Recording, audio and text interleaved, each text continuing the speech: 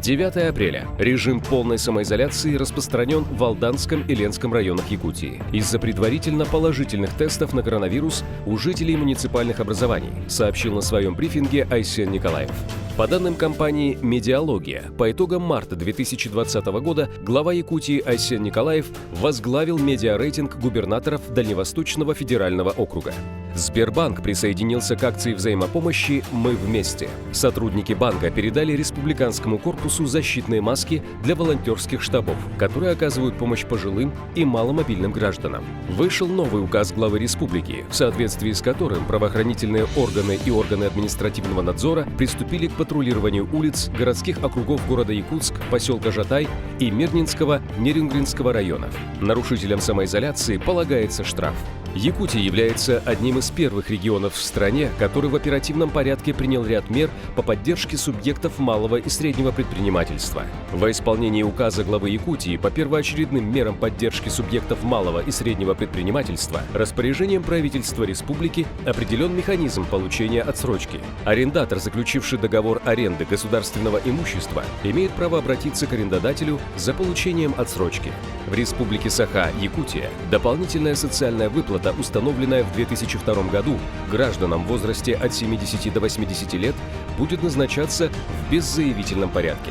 Айсен Николаев проконтролировал меры по недопущению коронавируса, принятые в аэропорту Якутска, начиная с момента выхода прилетающих на трап и заканчивая выходом из здания аэровокзала. 10 апреля. Лаборатория управления Роспотребнадзора по Якутии получила право на месте подтверждать анализы на наличие коронавируса, не отсылая анализы в научный центр «Вектор» в Новосибирске, сообщил на своем брифинге Айсен Николаев. Главой Якутии отрабатывается алгоритм действий с руководством муниципальных образований, с руководителями министерств и ведомств, с крупнейшими промышленными предприятиями, с представителями общественных организаций и малого бизнеса по смягчению работы и снижению ограничительных мер в тех районах, где нет явных признаков распространения болезней. Я решил пойти по тому пути, который предложил президент страны.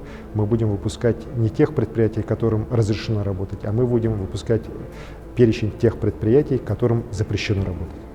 То есть те, кому не запрещено, они смогут работать. В помощь Якутии по борьбе с распространением COVID-19 компания «Ятек» и «Селигдар» направили пожертвования на общую сумму 60 миллионов рублей. Средства были перечислены целевому фонду будущих поколений. На пожертвования компании приобретается медицинское оборудование, медицинские изделия и противоэпидемические костюмы. Айсен Николаев провел прямой эфир в 4 социальных сетях – ВКонтакте, Инстаграм, Фейсбук и Одноклассники, где отвечал на все актуальные вопросы жителей Якутии. Глава Якутии в ходе селекторного совещания с главами муниципальных образований уделил внимание вопросам транспортного контроля за междугородними и межрайонными пассажирскими перевозками и организации дистанционного обучения школьников. В Якутии запустили сайт «Стоп коронавирус Якутия» с картой распространения инфекции, на котором публикуется вся информация по распространению коронавирусной инфекции. По указу главы республики на территории поселка Нижний Бестях Мегино-Кангаласского улуса, являющегося крупным транспортно-логистическим узлом Якутии, вводится режим полной самоизоляции. 11 апреля. Режим полной самоизоляции действует в Якутске, Жатае, Нижнем Бестяхе,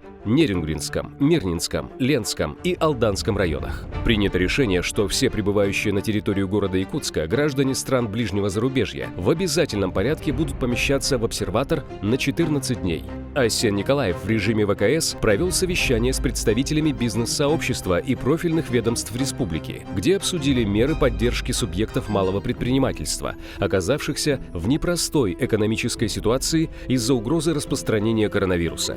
Глава региона поручил правительству Якутии подготовить предложения по дальнейшим мерам поддержки малого бизнеса, как на республиканском, так и на федеральном уровнях. В Якутию поступили тесты, существенно сокращающие срок выявления коронавирусной инфекции в организме человека. Тесты систем изотерм SARS-CoV-2 РНК-скрин в виде благотворительной помощи передала здравоохранению Якутии компания «Алроса».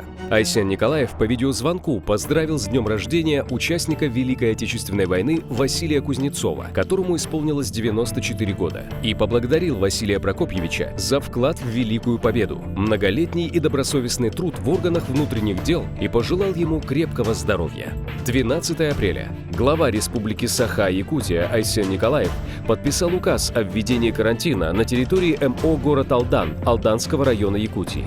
В городе Алдан развернули 2 обсерватора на 230 коек. На 12 апреля анализы сдали более 400 граждан. Возбуждено первое уголовное дело за нарушение режима самоизоляции. Дело возбуждено в отношении жителя города Алдан, который по прибытию на территорию Республики Саха-Якутия получил предписание Роспотребнадзора о самоизоляции и не исполнил данное требование. На 13 апреля в Якутии зарегистрировано 26 случаев заражения новой коронавирусной инфекцией. Выздоровели 13 человек. Подписывайтесь на канал. Будьте в курсе последних событий здесь и сейчас.